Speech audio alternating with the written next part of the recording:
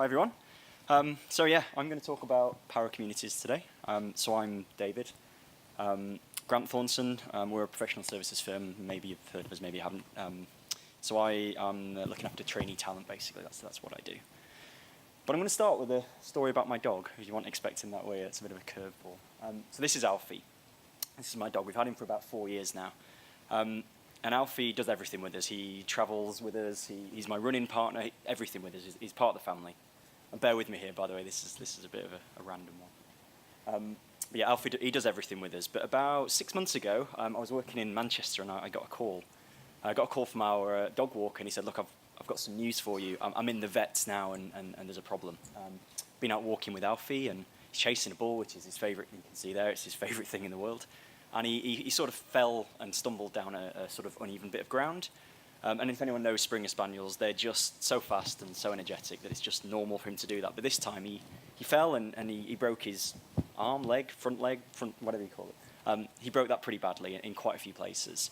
So he was in the vet surgery when I got this call. And the dog walker said, "Look, the surgeon is here actually in the surgery today," which is a stroke of luck because surgeons don't tend to be in them surgeries. And he said he wants to talk to you. So passed over the phone. I'm like, right, I need to get the train. I need to get back quickly. So on my way back, and the surgeon says, he started to coach me. He started to sort of coach me through things, which I wasn't expecting. He started to talk to me in a kind of like a coachy way. He wasn't giving me all the answers. He was sort of telling me some stuff. And I was listening, and we were having a conversation about it. And I was like, this is quite unusual. And he said, "Look, after all of that," he said, "my recommendation is we get him into surgery, straight away. It's not cheap. Hopefully you've got insurance." Luckily we did. And he said, "But we should get going." But he said, "Before I do that, I'm going to send you a link, and I'm going to put you in this community, this forum." And he says, "Read it on the train home. You might like it. You might help you in this situation." So I was like, this is all a bit weird. But okay, so on my way back, got on my phone, started looking at this community. And the community was from other owners who'd had a similar problem, from vet sort of professionals, from surgeons who were talking about these sorts of things. It's quite a common thing to happen in dogs like Springers or Collies to do this. And it was really common, and people were like talking about the complexity of it and the surgeons you should use and all that sort of stuff. They were sort of coaching each other. I was just thinking, wow, this is interesting. This is an interesting concept. So yeah, this is the X-ray that you can kind of see. It was a really bad operation. It took 5 hours, like multiple nurses going in and out. The surgeon literally did 5 hours straight. A screw, 2 plates, 16 pins. It was a massive operation.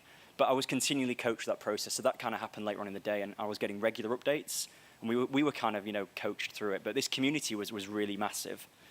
But actually, this was a really kind of quite horrible experience to go through as a pet owner.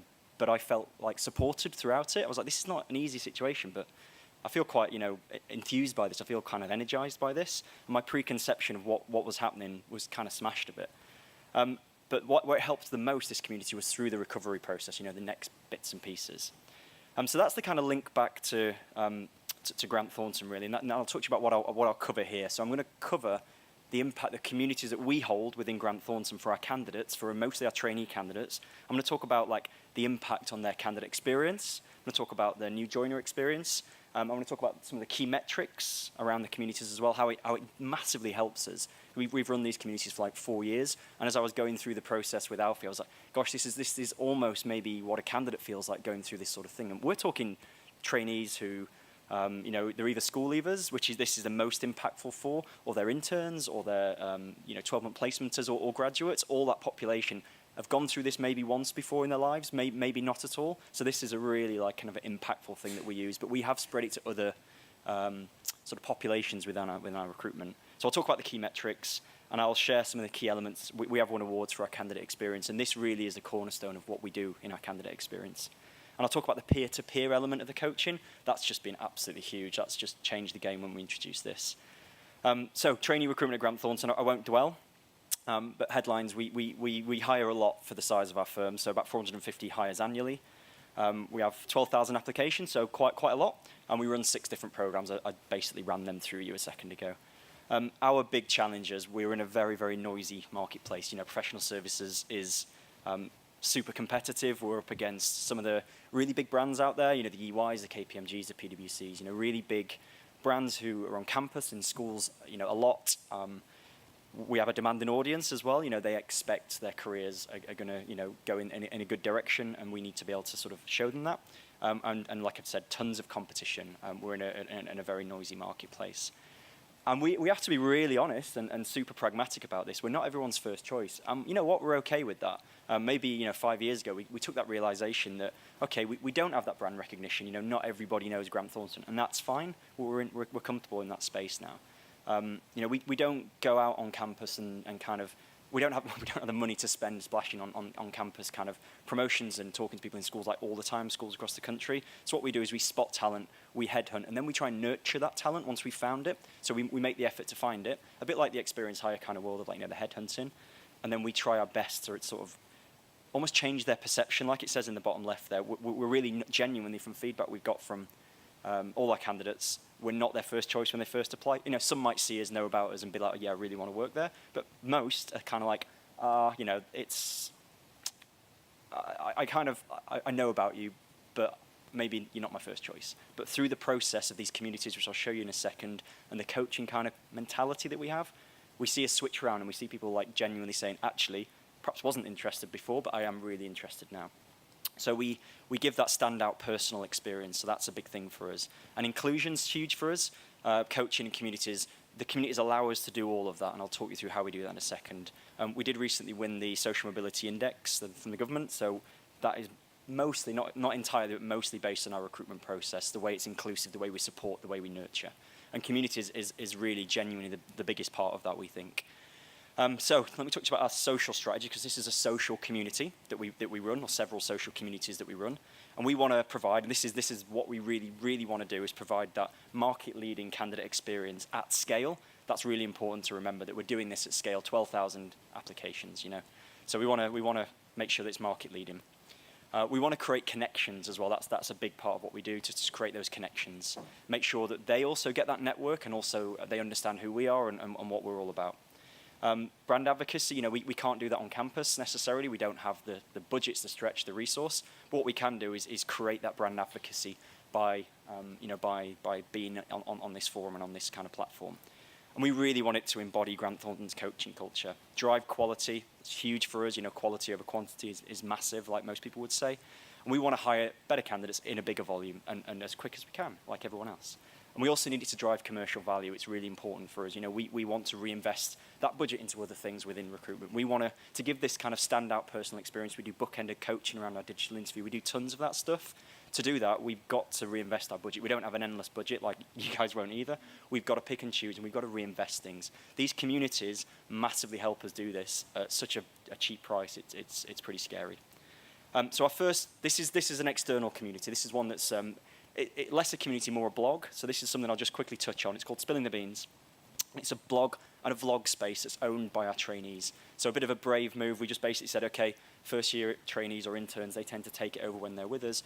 Here's a site, go and blog. Talk to people about what it's like in professional services, accountancy, what the exams are like, what Grant Thornton's like. It really is warts and all look at what we do. And actually we find it's a decent deselection tool. It's going into an accountancy firm, it's not easy, it's not for everybody. You've got exams to do. It's you straight out of uni, straight out of school, then you're working with exams. It's quite tough. So it's a deselection, but it's a fun look at kind of what we do, how we do it, what GT's all about, like the social side of things, but the work side of things. So it's a sort of community, but it really supports deselection for people making their application, or really allows them to be enthusiastic about who we are, what our culture's like, and what we'll do with people. I'll show you some examples. There's kind of tons of bits. Well, that's the homepage anyway, and it's all linked to our Instagram page. So again, when people Instagram us or we Instagram tag stuff, they literally go onto a rolling feed. So it's pretty brave. It's literally like we don't control this. The trainees control it. So we just have to sort of sit back and go, it's okay. They've got this. We're all about shared enterprise. But you can see some of the sort of posts. These are taken from a month or so ago when we had our interns with us. They blog about their first week, what it's all about. And this, you can link everything. Our website's reasonably light because everything's linked to this. So that's Spilling the Beans. So I won't go into too much depth about that one, but that's a kind of external blog space. The big one for us is what we call I've Applied. So everyone who's applied and passed our initial kind of immersive assessment, they go into this pot. So we invite them once they've gone through the initial assessment, which is essentially like a situational judgment and a little bit of cognitive. So they come in here. So we're talking 6,000 candidates come into this pot. And what it does, it's an open forum. We post some content early on in the season, but what we find is like they start to self-post regularly. It just levels the playing field entirely. When you have to be quite brave here, we're reasonably brave with this, and we say, okay, this is our process, and let's let the trainees blog about that, talk about that, give their tips and experiences. So you could actually read through, and you could see what's going to happen, what's coming next, what's at the digital interview. Because for us, it's strengths-based recruitment. It's not competency-based. So actually, if you knew the questions, it doesn't matter, right? It's all about your strengths, and they're worded in such a way we just pull their strengths out. So we're not actually fussed if they know our entire process. Now, we've made a few tweaks. We do every year. We made a few tweaks. We've changed our assessment day to more of an experience day this year. So things have changed. We keep the content fresh. But once someone's gone through the process, they will be blogging about that. We encourage them at the assessment experience day, whatever we call it. The end of that, we encourage them to blog. We encourage them to blog about their experiences with digital interviewing. Now, we created this actually because we were the first in the UK to hold digital interviewing, to do that about 4 years ago. And what we said is people don't really know what this is. So we created this sort of space for them to talk to each other about it, to say, don't worry, it's actually really straightforward. And we do coaching before and after, and we keep that. We still bookend with human coaching. So it levels the playing field. It gives candidates equal access to our people, because our people go on there regularly. We've got senior guys regularly on there talking to them. We've got my team always on there talking to them. So we respond to content. We respond to comments. But we find that we get like 1 or 2 negative comments a year, and we just respond to them, just like, the whole kind of, if a company responds in the right way, it might be an apology to say, okay, we got that wrong, but we're kind of open on that form. We don't delete the post. We keep them there no matter what they're like, and we get so few, because mostly it's people just talking about their experiences and trying to help each other out. It gives them it shows unprecedented peer-to-peer support. We just couldn't believe it when we first started to run this, just the amount of help they give each other, and hey guys, hope this helps, I've just gone through this, and wow, can you tell me about this, or I've got my digital next week in this area, what do you think? It's unbelievable. They blog proactively, we can be supportive, and we can coach. That's what we want. So these are some of the examples of it's not very clear on there, is it? But the slides are available after. But just some of the content on there, you can see people posting about their assessment day experience, what happens if I'm not successful. We have recruiter hangouts, so my recruiters go on regularly and say, hey, I'm here for 2 hours, come and chat to me, and people ask them questions and they respond in real time. So we have this, it's instant, it's real time, it's ready for them when they want it. They've got their digital interview in 2 hours, they can get on this platform and really genuinely know what's coming. They can know what's coming, which is huge for them. This population, we're into that, I guess we're the sort of Facebooky type generation, but the generation below are just all over this sort of media, all over this platform. It's on a space that they understand. So they love the comments. It's all likable. And this is run on our internal social network. So this is run on, we call Jive. I know some people have Yammer, some people use whatever. This is Jive, we call it Jam. And it's an external focused network that's run internally, if that makes sense. And most bigger organizations kind of have this internal media thing now, this internal kind of social media. So that's the platform that we've used. Some more examples there. You can see application to offer, like what happens, and insight. You can see my assessment experience. So that's the sort of stuff that they regularly blog. If I just go back, actually, the guys on the top, so those guys there, they're our campus community managers, and they're like instantly like recognizable for people on that campus. We're extending that to sort of schools-based champions this year as well. So you can click on them, ask them a question, interact with them. So they were like, yeah, I'm at Durham University, I'm at Leicester, whatever. That's our representative, and they can talk to them via this medium as well. And they're like, hey, let's go for a coffee. So that's part of our strategy as well, connecting people to either champions at their university or champions at their school that are ex-Grant Thornton or ex-interns or ex-12-month placementers, etc.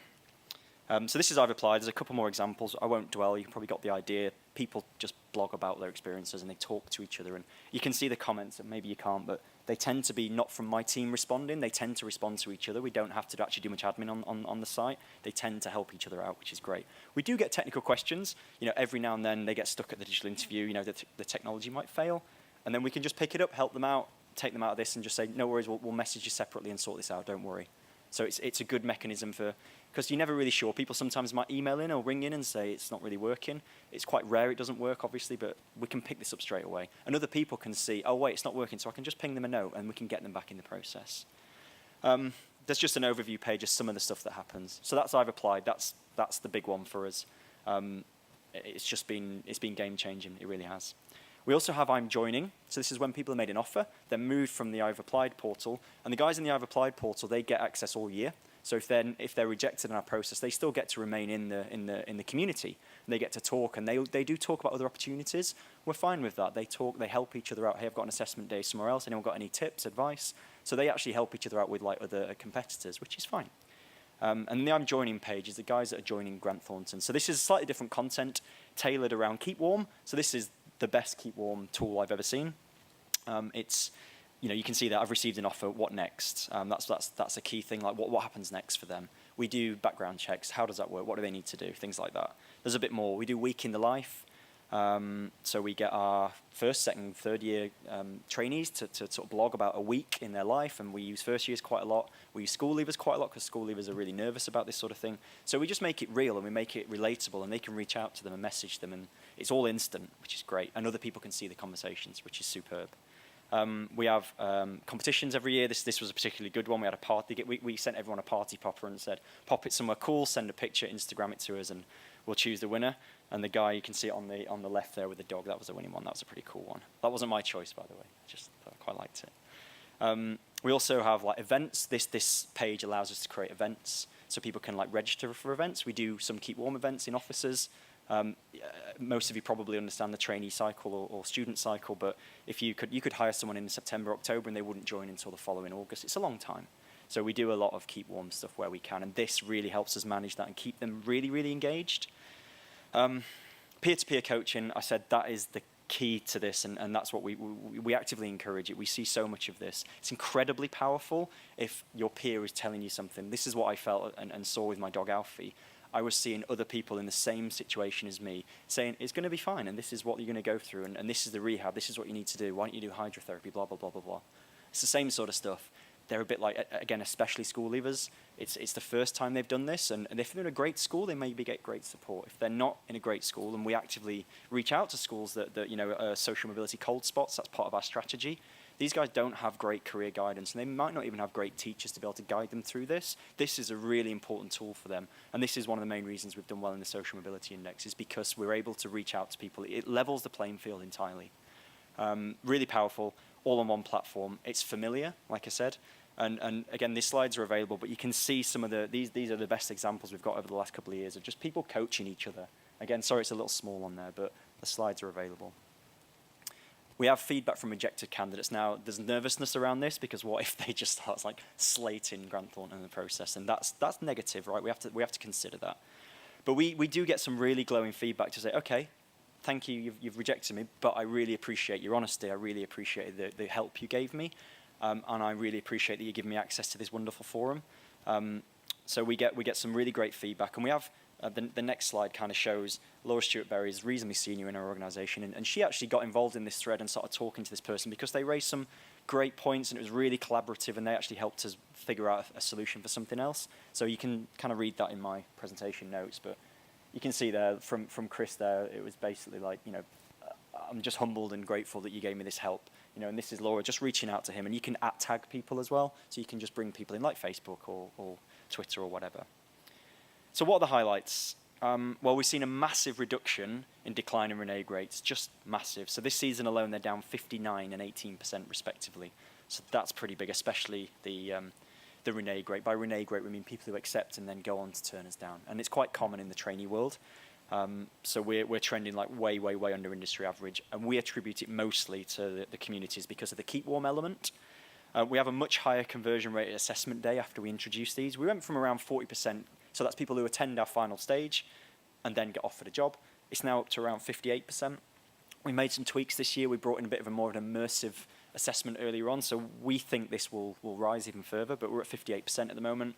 Kind of happy with that, but we think we can go even higher with that, because that's the idea. Like, you want to see quality candidates in less volume. That's what we want.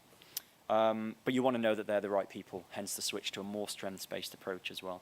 We see more connected and networked colleagues when they start. They know more than they ever did about Grant Thornton. Our link to a vibrant economy, we're talking right now about driving a vibrant economy. We do a lot of shared enterprise. We're kind of moving to that model where shared ownership, shared enterprise. They know about that before they join, and it massively helps them get to grips with the organisation quickly, because it's still a complex organisation. We've seen around £500,000 in direct and indirect recruitment savings on the back of our candidate experience, which this is a huge part of. So I'm not going to attribute all of that to the communities, but it's a really big part of, like, decline in renege rates is a huge part of that, and we attribute that to this. Being able to run a leaner team, that's been huge for us as well. Being able to keep our coaching going without the expenditure that we perhaps used to have on this has just been huge. And it does genuinely reinforce our coaching culture. That's what this does. So results, we've won awards for our candidate experience, and this genuinely is the cornerstone of that. We won the In-house Recruiter Award last year for candidate experience. We've been shortlisted for 4 again this year, and actually communities is the heart of that. It's the heart of our sort of bids, really, for most of the things we go for. They feel connected. They feel welcome. They actively choose Grant Thornton. We're seeing that over rivals, and they're better prepared to do well in our process. So we can scale up from around 300 to 500 really easily. That's hires, so we can go up or down, which is useful, and it massively creates operational efficiencies, which we've seen, and a cost reduction. Key learnings. This is an important one. You need to create a compelling reason for them to come to your community. That's really important. Peer-to-peer, the peer-to-peer coaching and the peer-to-peer communications, that adds the most value we've found by far. So you can tell them stuff on here, you can be active on there, but if they're not talking to each other, it loses a bit of impact. Admin's essential, and it's seasonal. You've got to have someone who's administrating the site, making sure it's clean, making sure there's content to start things off with. That's important, so you do need someone to take ownership of that. We saved money here, but we were able to reinvest it in other things. So I don't think it's a cost reduction scheme. For me, it's you can reinvest that budget elsewhere. And you need to encourage them, or we especially encourage them to show their personality. Everyone's got to show their personality online, and that's okay. And you've clearly got to be careful about people. We've not seen much of this at all, but you've got to be careful of the trolling and people like pulling people down. It happens. We don't see it particularly, but if we do, we're able to shut that down straight away. So you've got to keep on top of it. Where else do we use them? So we use them in Experience Hire as well. This is a new journey for us, but we've got an agency portal. So in Experience Hire world, we use agencies like everyone else. We're reducing the number of agencies we use and work with. So we want to make sure we partner with them, and we're finding this is a great way to partner with them. We can put content on there, they can ask us questions, we can interact with them on here. It's a bit more real time, and again, it levels the playing field, and everyone gets the same sort of information and the same sort of access. They start to understand our culture a lot more. So we're seeing some big success. We're just revamping and relaunching that this week or next. So that's quite exciting. And we have some seasonal workers in one of our offices in Belfast. We have them for about 6 months of a busy audit season. So we're able to use this portal to keep in touch with them, keep the same pool of workers if we can, because a lot of them are students or whatever, so we can keep these guys engaged, enthusiastic, dip into that talent pool almost when we come back. So we've found that that's a really useful use of this tool, but again, you need to create that content, and you need to create the compelling reason. Now clearly here, the compelling reason is they're going to get work in 6 months if they were the sort of people that want to keep working. If they maybe, we actually have a lot of returning mothers, they do 6 months on, 6 months off, and so that works for them. They can keep in contact with their colleagues as well, and it becomes a bit of a networking site too, which is helpful. And people talk about other opportunities, and that's fine. So yeah, that's the community. What about Alfie? I know you're all asking what's going on with him. He's fine. There he is at hydrotherapy, which was quite funny. He didn't really know what was going on. But he's back running. We got huge support from the community. People reached out and just said, this is what will happen. And, it's so easy to rush something. If you break your leg, you kind of want to get walking quickly. And the idea is obviously slow it down and make sure you strengthen it up. So we got all that sort of support. And actually, it's you can hear it from a vet, but if you hear it from someone who's gone through the same situation, it's kind of more powerful. That's what I found as well. We've got a great network of people who are in a similar situation. And yeah, that was him on the left there. Went running 2 weeks ago and thought, we've done our first 10K together, so he's back and he's running, which is nice. So yeah, that's the power of communities. I'll pass over, yeah.